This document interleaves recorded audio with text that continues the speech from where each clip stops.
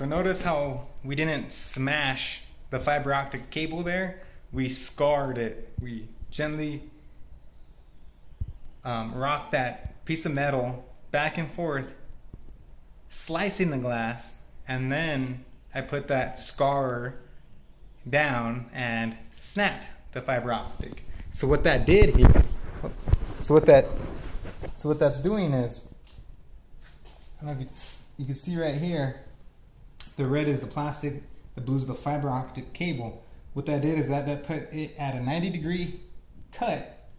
So when I shine the light, it made a focused beam, a circle of light. Did you notice that?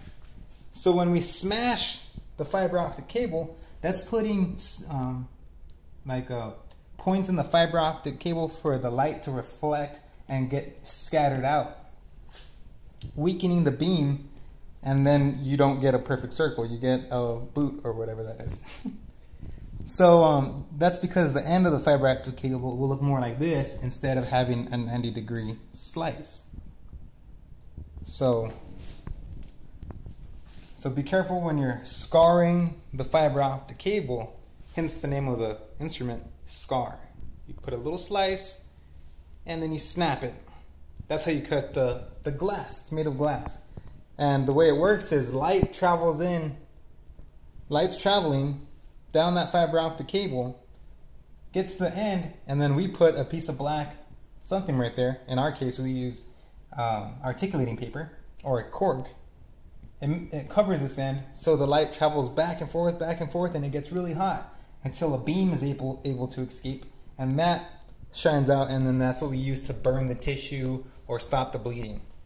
So if you don't have that clean cut, then when you go to push that material on there, the light's traveling back and forth. A lot of it is escaping, and we're not getting the best out of the machine. We're only using it to its instead of using it to 100% potential,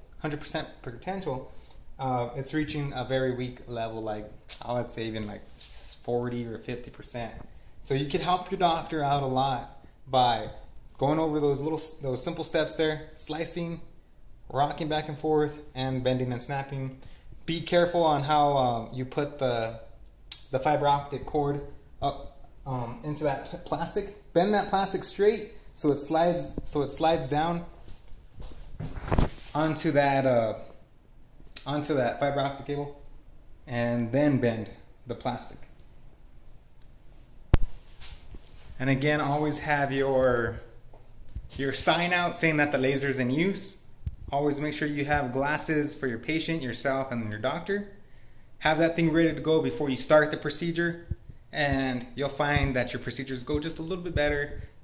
You're helping that patient that you have as much as possible, and you're getting that patient out, getting the next one in, and it's just going to make your day go a lot easier going over these steps. All right? Thanks a lot, team. Keep up the good work.